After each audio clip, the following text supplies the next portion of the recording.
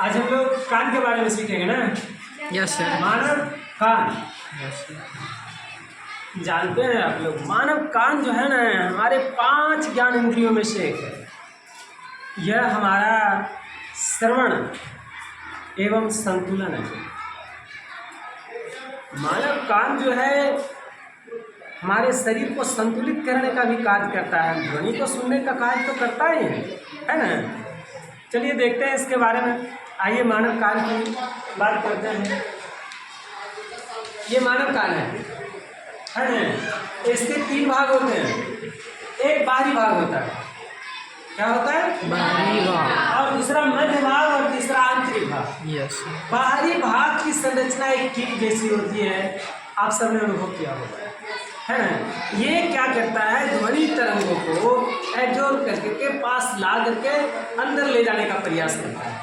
ये कान जो बाहरी भाग है इसका, है ना।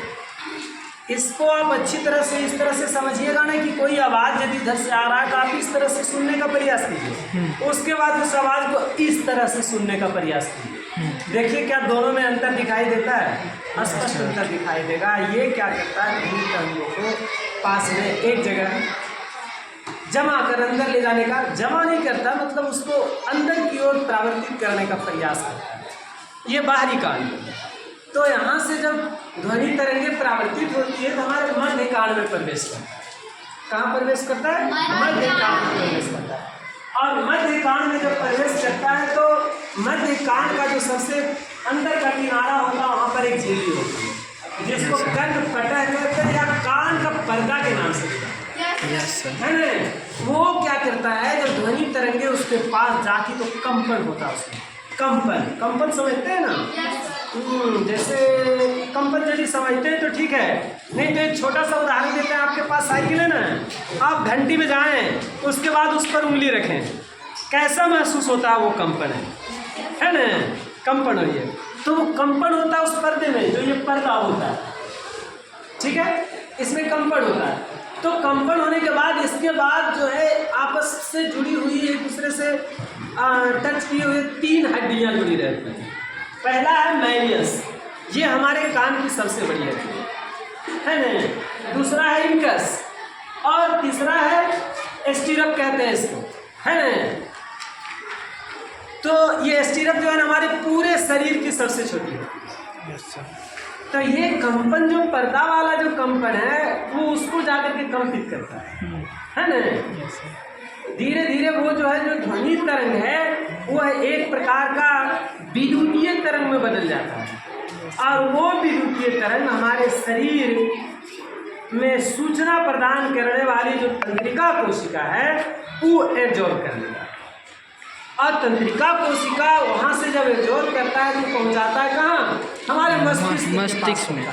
कहाँ पहुँचाता है? मस्तिष्क में। मस्तिष्क के पास पहुँचाता है। जब हमारे मस्तिष्क के पास वह ध्वनि तरंग पहुँचता है तब हमको किसी चीज़ को सुनने का आभास होता है। यदि ऐसा नहीं हो, मस्तिष्क के पास तक नहीं पहुँचे तो हम लोग नहीं सुन पाते हैं।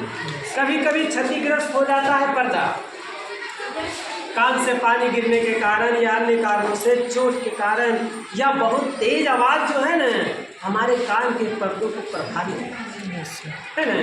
अगर वो क्षतिग्रस्त हो जाता है कान के पर्दा तो इसके आंतरिक भाग में भेजने का जो कार्य जो उस हड्डी के पास जाने का जो माध्यम है पर्दा कंपित होकर के जो वहाँ पहुँचाता है, भेजता है, वो क्षतिग्रस्त हो जाता है तो हम लोग सुनने में असमर्थ होते हैं, कम सुनते हैं, स्लो सुनते हैं, धीरे धीरे सुनते हैं। यानी जितना क्षतिग्रस्त होता है उस हिसाब से जो है हमारा सुनने का दर है। लेकिन यदि वो पूरी तरह से स्वस्थ है तो बस ध्वनि तरंग हमारे कान के बाहरी भाग के पास आया, यहाँ से परावर्तित होकर कर्ण नलिका के पास गया, वहाँ से पर्दा के पास जाता है, वहाँ कंपित होकर के आंतरिक कान में भेजने का प्रयास करता है। जो मैलियस, इंकस और स्टीरप देखिए है ना, इससे होते हुए तंत्रिका कोशिका के पास जाता है और वो ग्रहण करके हमारे मस्तिष्क को सूचना पहुंचाता है। तब हमको किसी चीज़ को सुनने का आभास होता है और तब हम उसको अच्छी तरह से सुन पाते हैं, है ना। ठीक, ये रहा कान के बारे में विशेष। अगली बात